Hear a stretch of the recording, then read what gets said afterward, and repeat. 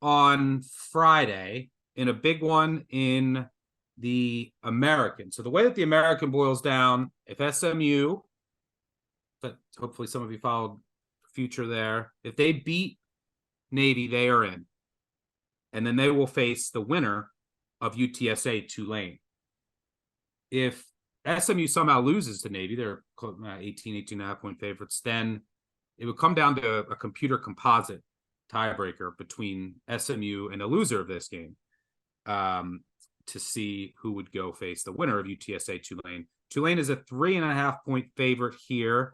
This game's at 3:30 Eastern on Friday at Tulane, over under 51.5. So when I look at Tulane, they can't run the ball really. I mean, just it's been a struggle as far as efficiency is concerned. Their pass defense remains a bit vulnerable, and those issues have showed up over the past, I want to say, month or so. I mean, look, they beat North Texas by 7, Rice by 2, East Carolina by 3, Tulsa by 2. Finally, they got margin last week against FAU, but this is a team that's been just getting by the skin of its teeth. UTSA, meanwhile, Frank Harris fully healthy now. He was absolutely dominant last week against South Florida. Threw for 411 and 3 touchdowns, added another 112 on the ground with 3 more touchdowns, and basically sat the fourth quarter. He looks healthy. UTSA is playing its best football of the season. What do you see here in this major American showdown? I really like Meep here. I like UTSA a lot. Frank Harris has been on fire since week 9 against East Carolina. He's had 8 touchdowns to 1 interception. There's no real advantages here in the secondary packages that Tulane's going to put out there. They're 80th in coverage grading per PFF, but the real stat in this game is on target rate allowed. Now, remember, on target is a statistic that checks to see if the wide receiver, the tight end, whoever's catching the ball, if they don't come out of stride, it hits them in the numbers. They don't have to move whatsoever. Tulane's defense is 130th in opposing passing and targets, like on target rate allowed. Everybody Secondary's been bad. Secondary's bad, real bad.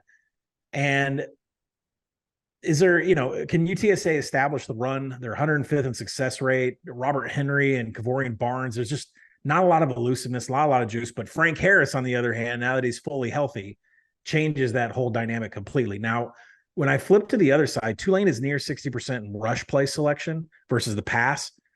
They're really good and their rushing success rate is kind of hard to discern what's going on with this team. They are really good at inside zone. They're really bad at outside zone. They're kind of okay on counter man, some of this other stuff that's doing that.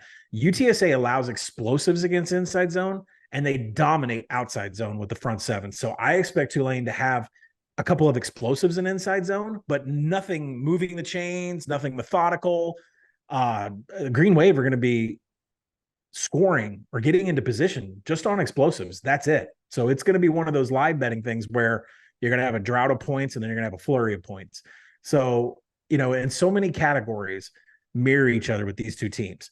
They have the same EPA, expected points, explosiveness on offense and defense. They mirror each other in havoc and havoc allowed. They mirror each other in finishing drives. There's a small advantage for UTSA on offense in that point. Frank Harris is healthy. They are rolling. Tulane is not. And the Tulane run concept that they want to implement is going to get stopped by the UTSA defense. I'll take 3.5 or better on Meep.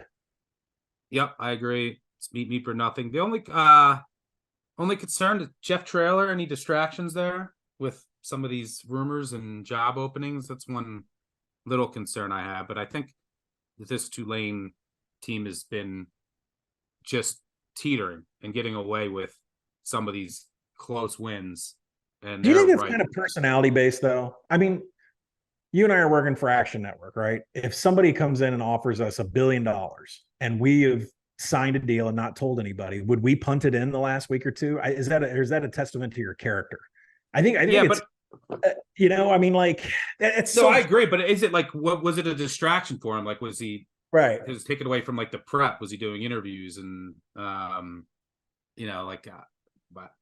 not sure. I think that the players will still be fine. I don't know. It's The probably only reason I ask that is because like Traylor doesn't seem like the kind of guy that loves the camera, loves the attention, loves the lights. So I'm not.